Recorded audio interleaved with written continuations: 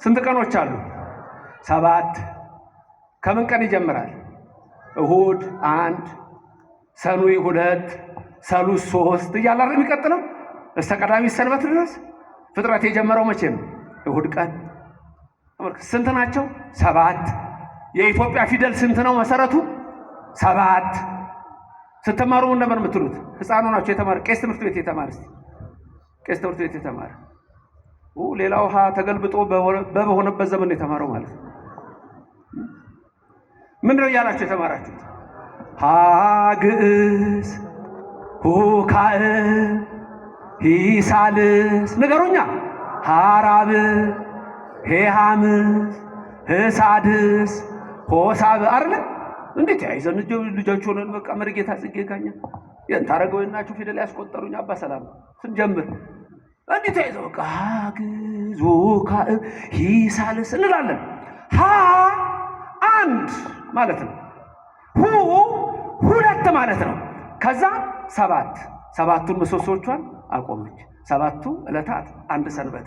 እነዚህ ዕለታት እየተቀያየሩ ወራት አውራህ ከዛ ወደ ዓመት ይሄዳሉ። የሚገርም ግን ልንገራችሁ፣ ፊደሉ ዲሲማል ፖይንት ሁሉ ልታወጡ ይችላላችሁ። ለምሳሌ ሀ 1 ነች፣ ሁ 1.2 ነች፣ ሂ 1.3፣ ሀ 1.4፣ ሄ 1.5፣ ህ 1.6፣ ሆ 1.7።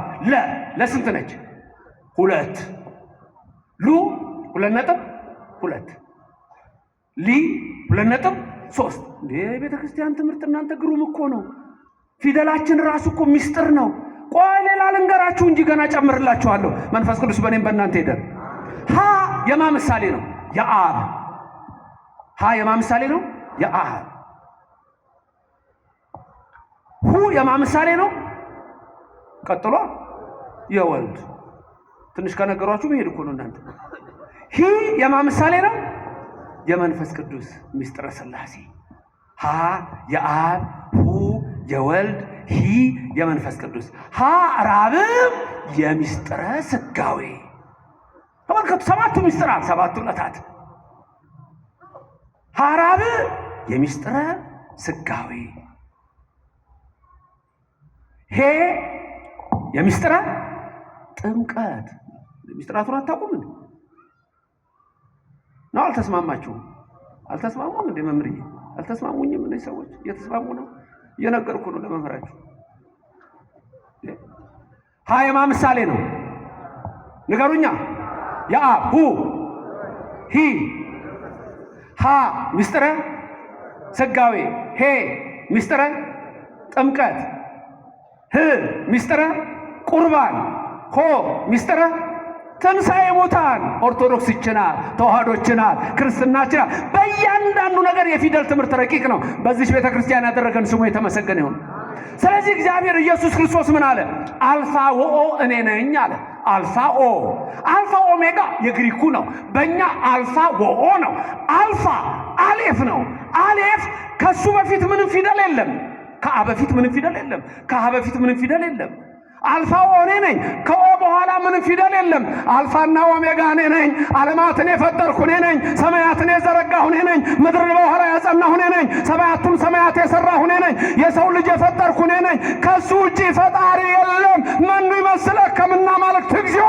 የዚህ ዓለም ጣዖታት፣ የዚህ ዓለም መሪዎች አንድ ብርጭቆ ውሃ ማምጣት አይችሉም። የኔና የናንተ አምላክ የሰራዊት ጌታ ኢየሱስ ክርስቶስ ሰማይን የዘረጋው ነው። ምድርን የመሰረተው ነው። አሕዛብን ሁሉ በገንቦ ውስጥ እንዳለች ትንሽ ጠብታ፣ በሚዛን እንዳለች ትንሽ ትቢያ የሚያይ የኔና የናንተ አምላክ ስሙ እግዚአብሔር ነው። ለዘላለም የተመሰገነ ይሁንልን። ስም አጠራሩ ክብር ምስጋና ይግባው። አልፋው 4 ጥያቄዎች። አንደኛ የሉም፣ እነዚህ ሰዎች የሉም።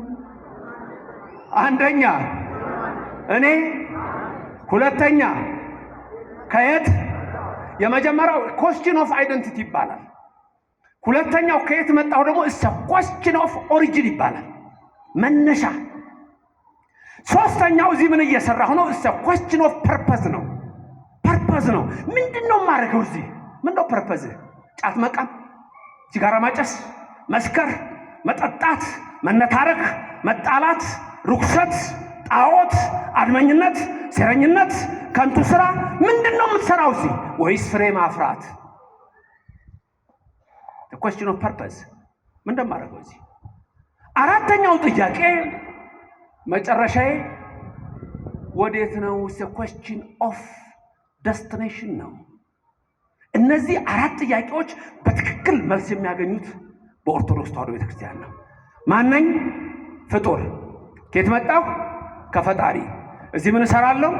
አዳምና ሔዋን ሳቱ፣ መጣሁ። ከዚህ በኋላ ደግሞ የሚያድነኝ አምላክ አለኝ። መጨረሻዬስ ወዴት ነው? ወዴት ነው መጨረሻችሁ? በቀኙ መቆም ነው። መንግሥተ ሰማያት መውረስ ነው። የኦርቶዶክስ ልጆች ትጠራጠራላችሁ እንዴ? የተዋሕዶ ልጆች ትጠራጠራላችሁ እንዴ? ልንገራችሁ፣ በጣም ደስ የሚል ነገር ልንገራችሁ። ከመቃብር ስንነሳ በትንሣኤ ዘጉባኤ ማቴዎስ 25:31 ላይ የሰራዊት ጌታ ኢየሱስ ክርስቶስ እሱ እግዚአብሔር እልፍ አላፋት ከሆኑት መላእክት ጋር ይመጣል ይላል። እልፍ አላፋት ከሆኑት ምን ጋር? መላእክት ጋር። እኔና እናንተ በትንሣኤ ዘጉባኤ እጃችንን ይዞ የሚያነሳ አንድ መልአክ እንዳለ ታውቃላችሁ? ስሙ ማን ነው? እሱ መልአክ ስሙ ማን ነው? ኧረ ትንቢተ ዳንኤል ምዕራፍ 12ን ተመልከቱ።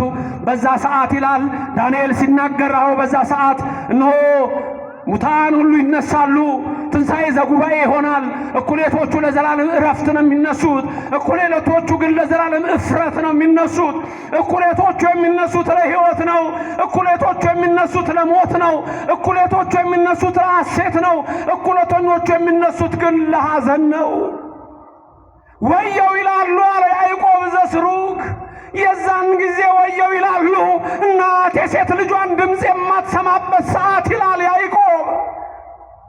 ያ ደግሞ የዮዳሄ ልጅ ዘካርያስ ሲነግረን በትንቢቱ ምዕራፍ 14 ላይ የሰራዊት ጌታ እግዚአብሔር ይመጣል።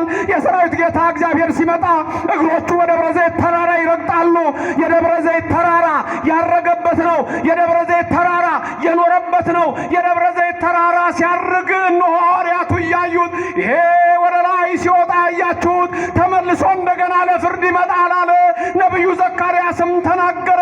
የኢየሱስ ክርስቶስ እግሮች በደብረ ዘይት ተራራ ሲረግጡ የደብረ ዘይት ተራራ ለሁለት ይሰነጠቃል፣ አንድ ወደ ምስራቅ፣ አንድ ወደ ምዕራብ። ያ ሰዓት አስጨናቂ ይሆናል አለ። ታዲያ ዳንኤል ምን አለ? የተዋሕዶ ልጆች፣ ኦርቶዶክስ ልጆች፣ በዛ ሰዓት አለ መልአኩ ሚካኤል ይመጣል፣ እጆቻቸውን ይዞ ያነሳቸዋል።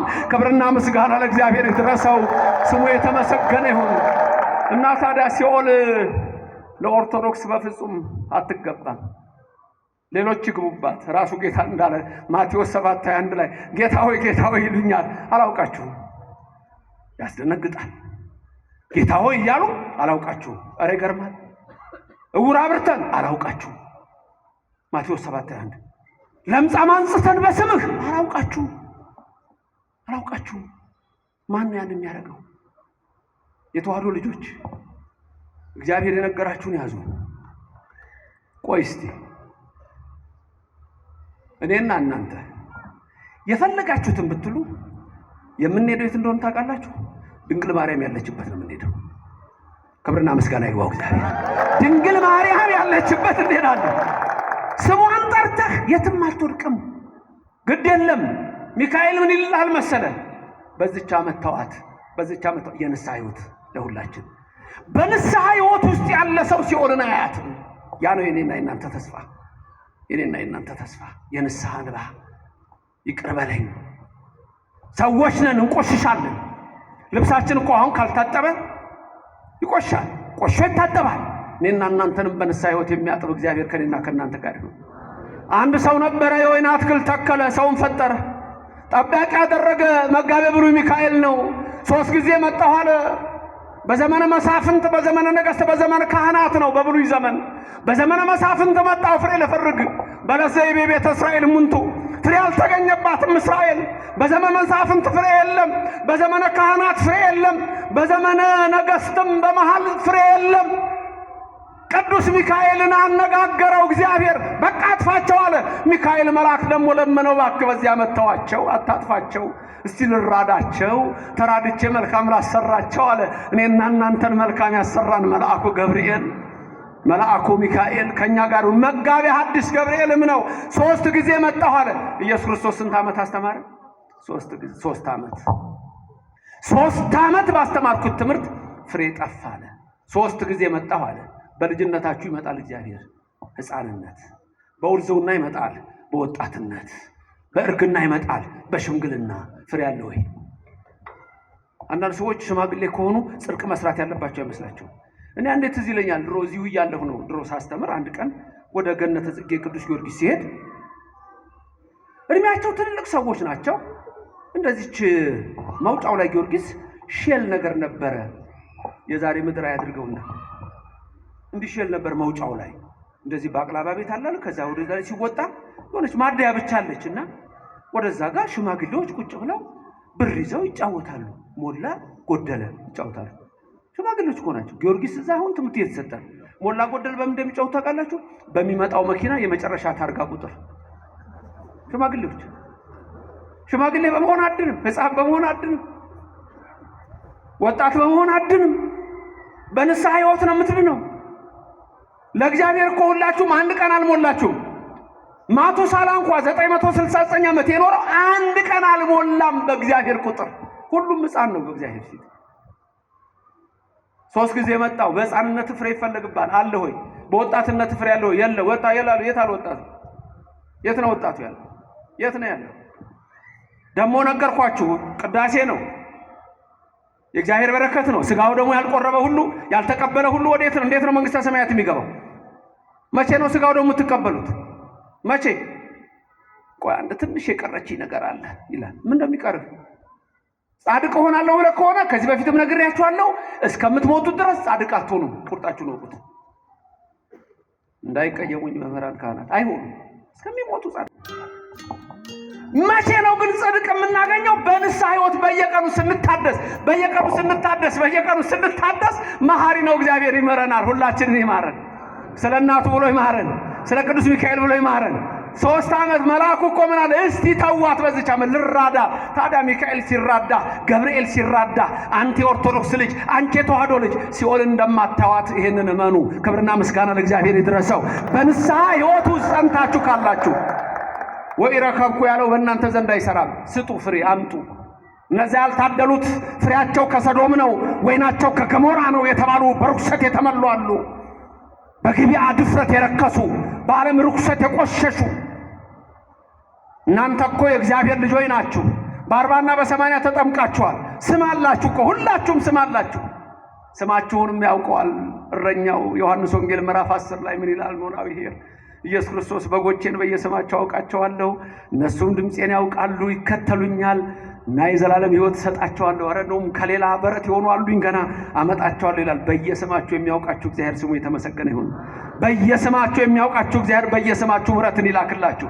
ለዚህ እኮ ነው ካህኑ ሲያሳርጉ እያንዳንዳችሁ በየስማችሁ የተፈታችሁ ሁኑ የሚሏችሁ። የተፈታን ያድርገን እግዚአብሔር። 3 ዓመት መጣሁ ፍሬ ልፈልግ አጣሁ አለ። አይጣባችሁ እግዚአብሔር። ፍሬ በእጃችሁ ይሁን፣ በልቦናችሁ ይኑር፣ ባይሞራችሁ ይኑር። ያም የንስሐ ሕይወት ነው። ሲበዝቻ መተዋት የተባለው እንዴት እንደሚያማልደን እንድታዩ የሚያሳይ ትምህርት ነው። ስለዚህ እኔና እናንተ በዚህ ሕይወት ውስጥ ተመላልሰን የእግዚአብሔር በረከት እንድናገኝ የአምላክ ቅዱስ ፍቃድ ይሆንልን። በረድኤትም አይለየን፣ ከክፉ ነገርም ይሰውረን። የሰማነውን ሁሉ በልቡናችን ያሳድርልን። በዚች ዓመት ደግሞ ተዋት አለ። የወይኗ ተካይ እግዚአብሔር ነው፣ የፈጠረን እሱ ነው። ወይን የተባልን እኛ ነን። ፍሬ ይፈለግብናል። የንስሐ ፍሬ ነው። ጠባቂያችን መጋቤ ብሉይ ሚካኤል ነው። መጋቤ ሐዲስ ገብርኤል ነው። መላእክት ናቸው። እስቲ በዚህ ዓመት ተዋቸው፣ ተውት፣ ተዋት እስቲ ይባላል። ስለዚህ በዚህ ሕይወት ውስጥ ያለን እኛ የተዋህዶ ልጆች የመንግስቱ ወራሾች ነንና እግዚአብሔር የመንግስቱ ሰዎች እንዲያደርገን የእሱ ፍቃድ ይሁንልን። ትንሽ እንባ ካለች ድህነት አለች። በዚህ ታሪክ ልጨርስላችሁ። የእውነት ታሪክ ነው። አንድ ሰው ንስሐ መግባት ይፈልጋል፣ በጣም ይፈልጋል። ፍሬ ያፈራ ዘንድ በቃኝ አለ። በቃኝ፣ የዓለም ነገር በቃኝ፣ ንስሐ ልግባ አለ። ወደ ነፍስ አባቱ ሊሄድ ቆረጠ። ሌሊት ሊነሳ ሲል ለነፍስ አባቱ እመቤታችን ተገለጠችለት። እመቤታችን ተገለጠችና ጽዋ ሰጠችው። አንድ ሰው ይመጣል ወደ አንተ፣ የእሱ ንስሐ ነው፣ ይህን ጽዋ ውሃ ሙላ በለው። በቃ ልክ እመቤታችን ይሄን ብላው ያ ሰው ደረሰ ወደ ነፍስ አባቱ። አባቴ ኃጢአቴ በደሌ የበዛ ነው፣ ቀኖና ስጠኝ አለው። እሺ ልጄ ያንተ ቀኖና ይሄ ነው፣ እችን ጽዋ ውሃ ሞልተና አለው። በቃ በዚህ ነው የሚምረኝ አለ። አዎ በዚህ ነው የሚምርህ አለ። ደስ አለው። ታዲያ ከወንዝ ነው የምትቀዳው። እሺ ወደ ወንዝ ሄደ። ሲሞላት አትሞላም፣ ቀርታለች ትንሽ። ሞልተና ነው ያለው።